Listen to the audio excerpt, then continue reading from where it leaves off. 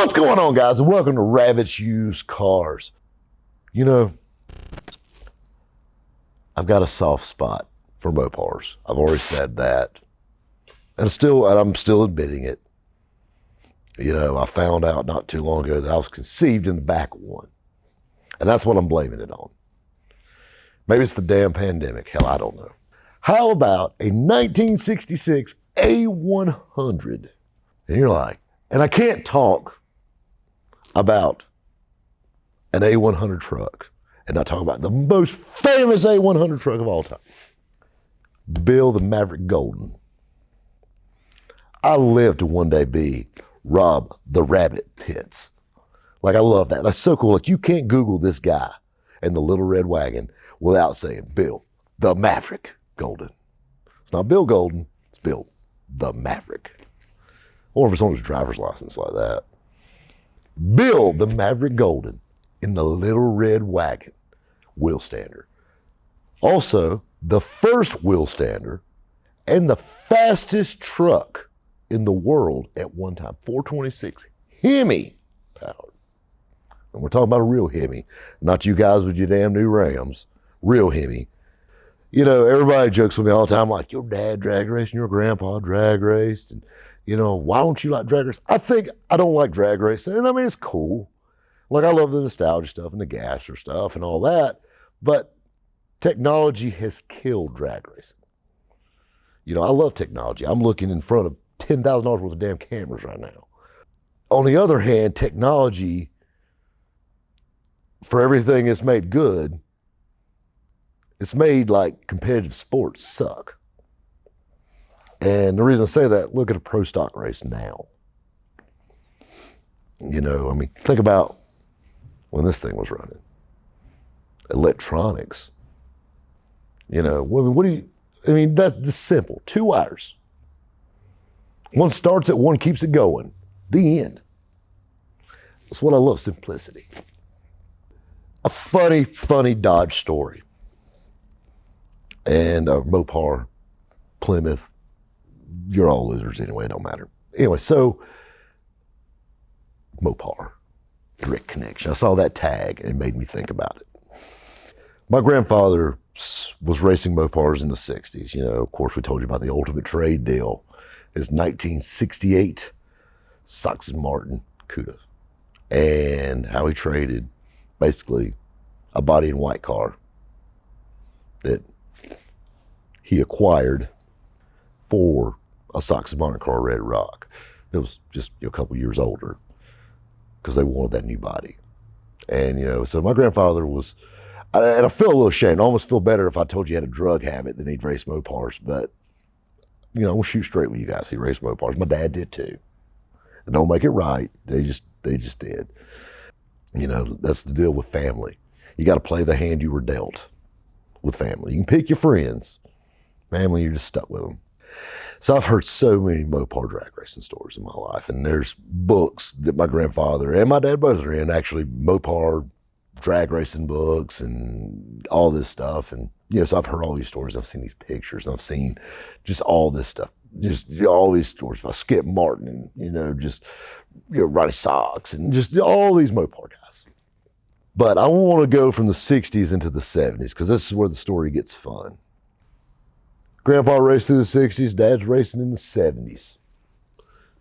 440s, wedge motors, 426 Hemis, all this Dodge, blah, blah, blah. And it's all I heard. My dad and grandfather built a full tube chassis car. And back then, you know, you could get fiberglass parts for popular things. You know, the whole fiberglass cars and things like that really wasn't a thing yet. You started with a hull, just like NASCAR back in the day. You started with a real car, and they built a car out of it. You know, obviously, the key to drag racing is big horsepower, lightweight. They built a 71 Dodge Colt drag car. Short wheelbase car. My dad had a strange fascination with short wheelbase cars. He had that and a big block Chevette shortly after. But anyway, real short wheelbase, ill handling, 440, I mean, built to the hilt. I forget the cubic inches, but it was ungodly big. It was competitive, but there was guys that were running big block Chevrolets that were a tenth faster. Just always a tenth up on them. And we're talking about a tenth of a second. Just no matter what you did to this Dodge, you just couldn't keep up with those damn Chevrolet guys. And there's this one bunch in particular out of North Carolina that used to come down here, and they'd come to the local drag strips and literally, just would eat their ass alive. And every time he came down, that big block Chevrolet would kill that little Colt. And they couldn't stand it. My grandfather is the most competitive person you ever met in your life, and I guess I get it honest. So they had this car built, and they're doing all this, and they got all the best Mopar guys working with it, getting this, getting that, throwing just gobs of money at a drag car, which is another reason why I hate racing in general. Just throwing money at it and just can't do it. After about a season of it, wintertime comes around, about this time of year, my grandfather pulls my dad to the side and he goes, "We're switching teams. Gonna build a new car. We ain't got the budget to build a new car. We done dumped all this money in this Dodge. This little Colt is a cool ass little car. Red, white, and blue, Sox Martin colors, blue headlights. And all the front end even lightened up even more. The bumpers, the whole front end was fiberglass on it. Terry Malone did all the fiberglass work, and he recently passed away. Terry Malone was one of the most talented fiberglass guys you will ever meet. Way back in the day, before CGI, there was a television show called The Incredible Hulk. Terry Malone's claim to fame was he made all the stuff that Lou Ferrigno picked up. So when you see Lou Ferrigno pick up a car, Terry Malone made it out of fiberglass, and it looked real. Or you see a big boulder, or a column, or a bridge truss, or whatever, he made it out of fiberglass for them out in California, for the big green man to pick up. And he was right here in Dacusville, South Carolina, making this stuff. Terry's full-time job was making race car parts. And he'd make, bumpers and whatnot, fenders, whole front ends, bodies. And then people that wanted bodies corrected, aerodynamics, whatever, he would do things like that. A real funny story, in Australia, Scotty Cannon had a Pro Mod 53 Studebaker that he bought over in Australia, big blower car. This is the 90s.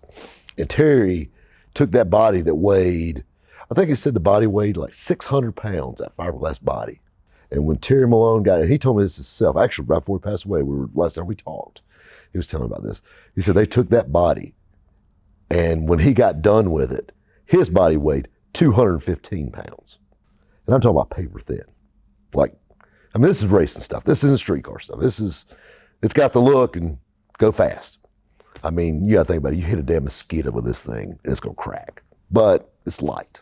That was his big claim to fame. You gotta think about back in the day. Lou Ferrigno's a big dude, but he can only pick up so damn much. Even I don't give a damn if it's made of fiberglass, it's still gonna gain some weight. That's what he did.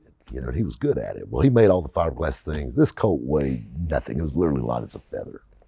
My grandfather's like, "I'm switching teams." My dad's like, "What the hell are you talking about? We can't build another car.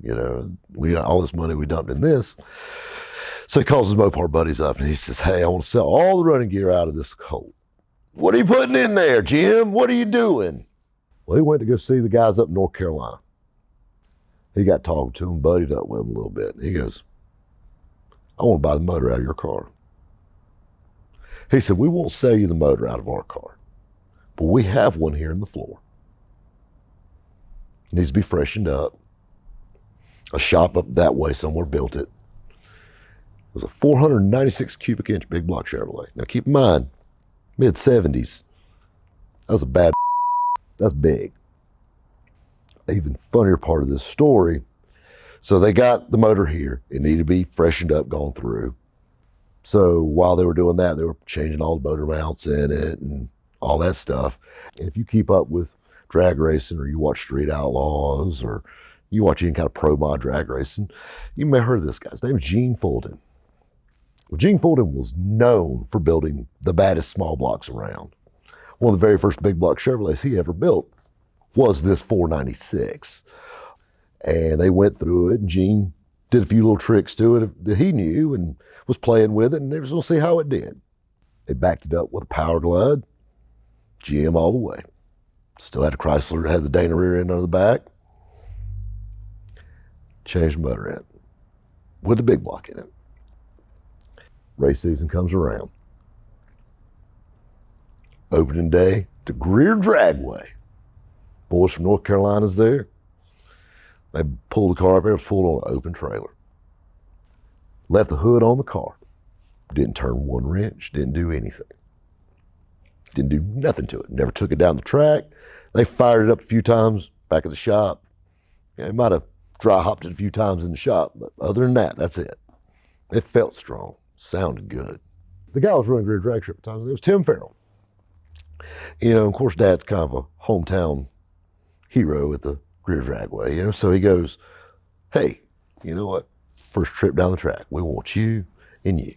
And it was the guys from North Carolina. The guys from North Carolina was like, you still driving that Colt?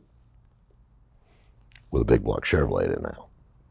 Boy, has the tables have turned. My grandfather describes it best. He said, you have never seen anything like it in your life. He said, I have watched your daddy leave the line. And my grandfather's favorite thing, stand right there in the water box. I'm talking about from me to douchebag Matt, the camera guy. I mean, this car, just watch. He said, no look in his face. My dad always wore an open face helmet. Just watch, look. He said, I've watched your daddy launch off the line 1,000 times.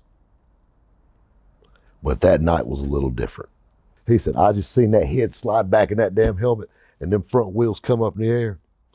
And he said, it was like that, it was off.